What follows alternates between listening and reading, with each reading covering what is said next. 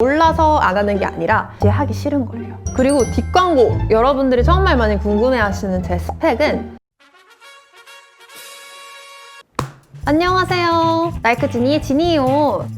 여러분들이 다이어트 영상을 봐주시고 거기에 엄청나게 많은 관심과 댓글을 남겨주셨더라고요. 또 여러분들이 궁금하신 것들도 정말 많이 남겨주셔가지고 간략하게나마 궁금증을 풀어드리려고 이 자리를 마련했습니다. 야! 즉석에서 진짜 생각나는 대로 대답을 해보도록 하겠습니다. 고고! 남은 음식은 남깁니다. 굳이 주어진 음식을 다 먹으려고 하지는 않아요. 저는 좀 이제 많이 양이 적어졌기 때문에 무리해서 먹다가 오히려 소화 불량이 생기는 경우가 많더라고요. 그냥 제가 먹을 수 있는 정도만 먹는 편이고요. 그리고 아예 주문을 하실 때 미리 말씀을 하시는 게 되게 좋을 것 같아요.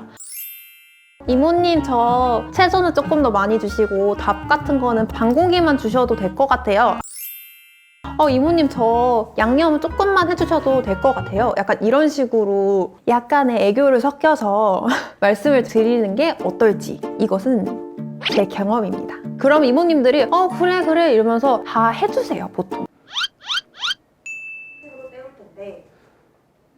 점심에는 그냥 일반식 제가 먹고 싶은 걸 다 마음대로 먹어요. 양 조절을 꼭 해요. 그때 당시에는 어머니가 해주시는 집밥 위주로 먹었어요.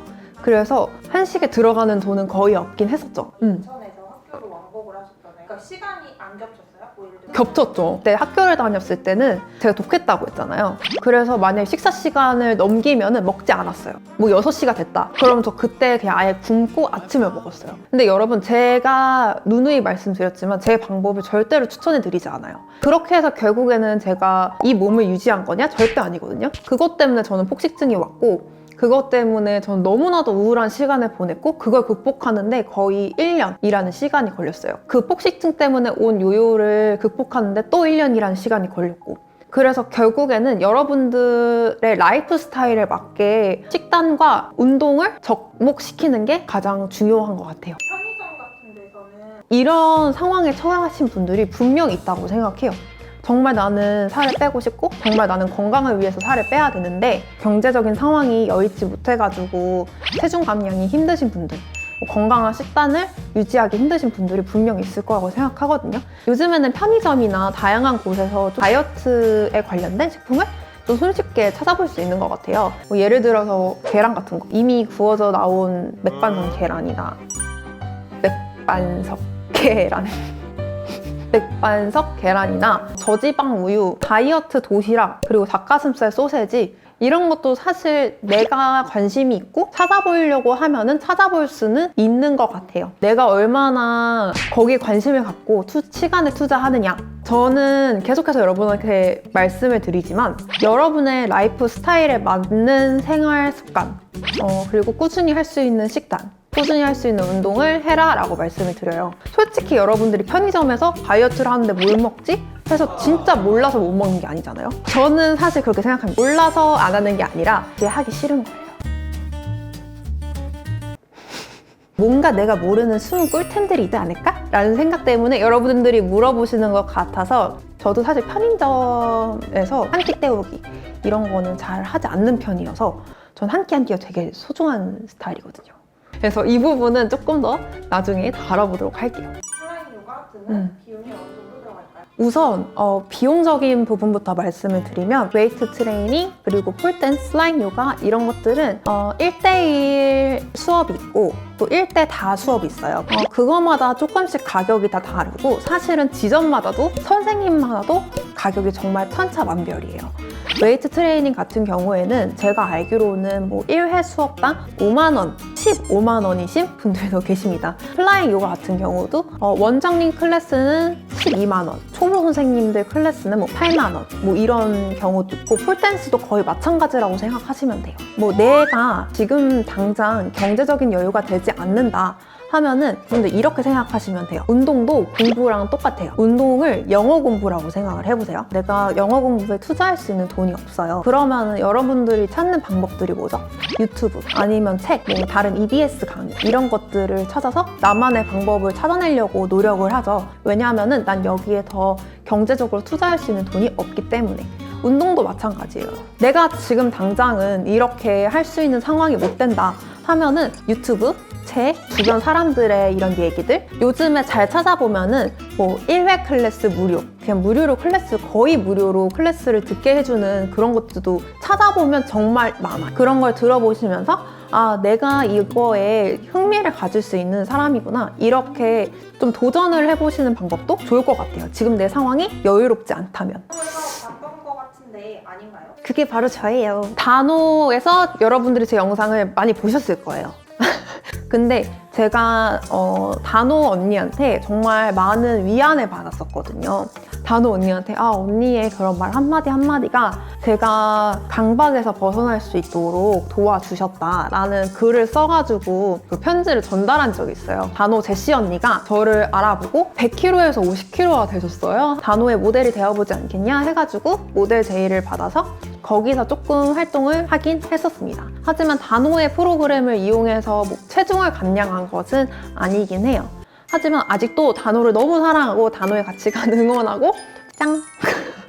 아, 저는 옷을 정말 마구잡이로 시켜요. 나중에 여러분들이 원하는 옷 하울이 있다고 하면은 한번 영상을 만들어 볼까요? 그때 어때? 아, 그때 아마 제가 정말 많이 옷을 사는 곳이 히프나티 그리고 리팝 그리고 나머지는 그냥 정말 무작위로 막 시키거든요. 근데 아마 그거는 수영이랑 스케이트를 샀어요. 히프나틱에서 시킨 것 같은데 정확히는 모르겠어요. 정책이 없으셨나요? 혹시 어떻게 극복? 다른 분들이 정체기를 보통 한 번, 두 번 겪는다고 하잖아요. 제가 100kg였어요. 100kg에서 50kg 될 때까지 얼마나 많은 정체기를 겪었을까요? 근데 그때마다 제가 무게에 집착을 하면서 어떻게 살을 뺐냐? 더 굶고 더 운동을 많이 하는 식으로 살을 뺐었어요. 근데 사실 제가 그렇게 하고 나서 결국에는 폭식증이 또 터졌어요. 그래서 저는 그런 방법으로 정체기를 극복하는 걸 절대 추천하지 않습니다. 정체기를 극복하는 가장 좋은 방법은 우선 무게를 재지 않는 거예요. 숫자라는 틀에 자꾸 여러분들을 가두려고 해요. 근데 아예 그것에서 멀어질수록 여러분들 자신에게 집중할수록 몸무게는 자연스럽게 떨어지고 여러분들이 원하는 몸은 찾아오게 돼 있어요. 왜냐면 여러분들은 꾸준하게 운동을 할 것이고 꾸준하게 식단을 할 것이니까. 근데 이렇게 해도 나는 변화가 안 보이고 그게 너무 더딘 것 같다 라고 하면은 운동의 순서를 바꿔보시는 것도 좋아요. 내가 원래는 유산소를 먼저 하고 근력 운동을 했다. 근력 운동을 하고 유산소를 좀 해본다거나 운동 루틴을 변화시키는 것도 또 다른 방법이 될 수도 있어요. 하지만 절대 하지 말라고 말씀드리고 싶은 거는 음식량을 줄이지 마세요. 내가 평생 먹을 수 있는 식단을 하시는 게 정말 맞아요. 그게 제 정체기에 대해서 말씀드리고 싶은 정말 간단한 답변이었습니다. 다음 술 관리는 어떻게 하셨나요? 저희 대학교 같은 경우에는 저는 술 안 마시겠다 그냥 안 먹겠다고 했고 근데 내가 먹고 싶을 때가 있잖아요. 그럴 때는 뭐 마시는 거죠. 뭐 어쩔 수 없어요. 근데 여러분들이 만약에 술자리 이후에 관리법 이런 게 조금 궁금하시다고 하시면 술을 마시고 나서 그걸 한번 찍어보도록 하겠습니다. 그거는 뭐 촬영이니까 상관없지 않나요? 술 마시는 거? 같이 마셔줄 거예요? 다음 진짜 제가 할 말이 너무 많아요. 저는 우선 100kg일 때는 생리를 거의 안 했어요. 생리를 뭐 거의 6개월에 한 번씩 했을 정도? 한 7, 80kg 됐을 때 이제 생리를 규칙적으로 하더라고요. 그래서 제가 봤을 때 생리 불순이 왔던 가장 큰 원인은 굉장히 불규칙한 식사 그리고 엄청난 스트레스 그냥 절식이죠. 절식. 그냥 나 자신을 굶겨서 생리를 하지 못했던 것 같아요. 다이어트 하시면서 탈모 고민은 없으셨나요? 우선 여러분들이 정말 많이 궁금해하시는 제 스펙은 166cm, 50kg. 제가 이거 위장 내시경 했을 때 잰 최근 키거든요. 그래서 아마 이게 거의 정확할 거라고 보시면 되고요. 체지방은 보통 15%에서 진짜 많이 나가면 19%. 저는 사실 탈모 고민은 없었던 것 같아요. 그래서 제가 정말 건강을 위해서 챙겨 먹는 비타민은 이거는 제가 알기로는 한국에선 구매할 수 없고 유산균 이렇게 두 개는 제 건강을 위해서 챙기는 것 중에 하나예요. 그런 운동복, 스포츠 브라인드를 추천해 주실 수 있으세요? 제가 100kg였을 때 제가 뭘 입고 운동을 했냐면 학교 체육복을 입고 운동을 했어요. 왜냐면 맞는 게 없었어요. 그리고 그때 당시에는 스포츠 브라의 중요성? 가슴이 처지는 걸 방지할 수 있는 거는 스포츠 브라가 그 역할을 해요. 이런 걸 전혀 알려주지 않았거든요. 제가 그렇게 하지 않았기 때문에 저는 그 골든 타임을 놓쳐서 가슴이 쳤다.